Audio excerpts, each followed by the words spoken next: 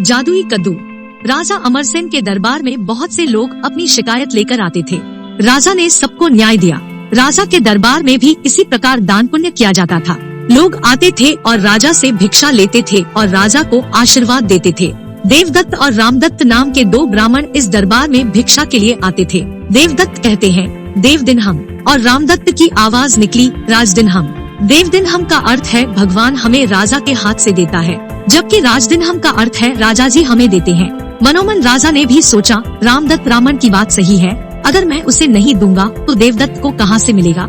एक दिन राजा ने शांति से सोचा कि देवदत्त को सबक सिखाना होगा जो मुझे हर दिन देवदीन हम कहते रहते हैं। राजा ने मंत्री से 2 पके बड़े कद्दू मंगवाए। एक कद्दू से गूदा निकाल दिया गया था और उसके भीतर हीरे जवाहरात भरे हुए थे। दूसरा कद्दू वैसा ही रखा गया था। अगले दिन रामदत्त और देवदत्त भिक्षा के लिए दरबार में आए। राजा ने रामदत्त को हीरे जवाहरात भरे कद्दू दिया और देवदत्त को पका हुआ कद्दू दिया। राजा को यह हुआ अब देवदत्त को पता चलेगा कि मैं चाहूँ तो ही दान मिलता है। अगले दिन रामदत्त और देवदत्त दोनों प्रथा के अनुसार फिर से भिक्षा के लिए शाही दरबार में आए।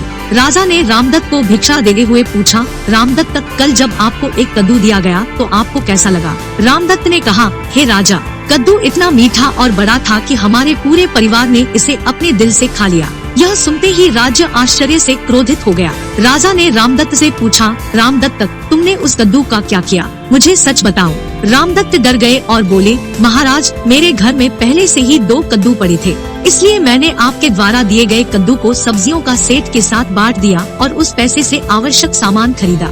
रामदत्त की बातें सुनते ही राजा ने सेठ को बुलाकर पूछा, रामदत्त ने जो कद्दू दिया उसका तुमने क्या किया। सेठ ने कहा, महाराज कद्दू इतना बड़ा और सुंदर था कि मैंने इसे घर भेज दिया क्योंकि यह घर पर पूजा थी। मुझे नहीं पता शेठानी ने उसके साथ क्या किया। सेठ की बात सुनकर राजा ने सेठानी को बुलाकर कद्दू के बारे में जानकारी मांगी। शेठानी ने राजा के सामने भयभीत स्वर में कहा, महाराज मैंने सेठ द्वारा भेजे गए कद्दू को पूजा में रखा था क्योंकि घर में पूजा थी। तब मैंने देवदत्त नामक ब्राह्मण को पूजा के लिए कद्दू सहित सब कुछ दे दिया। वह ब्राह्मण यहाँ उपस्थित है, आप उनसे पूछें। बात समाप्त होते ही राजा का अभिमान पिघल गया और राजा ने देवदत्त से पूछा, क्या सेठानी ने आपको कद्दू दिया था। देवदत्त ने कहा, हाँ महाराज, चमत्कार यह है कि जब मैंने घर जाकर कद्दू को काटा तो उसमें से कीमती हीरे के गहने निकले। मेरा जीवन बेहतर हो गया है। भगवान शेठानी पर सभी आशीर्वाद बरसाएं। मैं यहाँ आपको यह बताने के लिए हूँ। तब राजा ने रामदत्त को भी बुलाया और उसे विस्तार से बताया कि कद्दू में हीरे जवाहरात छिपाना राजा का काम है। राजा ने कहा, मैं देवदीन हम कहकर देवदत्त को सबक सिखाना चाहता था, लेकिन वास्तव में ईश्वर की इच्छा के बिना मनुष्य का कार्य अधूरा है। रामदत्त आज से आप भी राजदिन हम नहीं बोलेंगे। कहानी की सीख, बाल मित्र, ईश्वर की इच्छा के बिना मनुष्य कुछ भी प्राप्त नहीं करता, इसलिए हमें ईश्वर में आस्था रखनी चाहिए। ऐसी ही रोचक कहानी सुनने के लिए हमारे चैनल को सब्सक्राइब जरूर करें और वीडियो अच्छी लगी हो तो लाइक और शेयर जरूर करें। मिलते हैं फिर एक नई रोचक कहानी के साथ।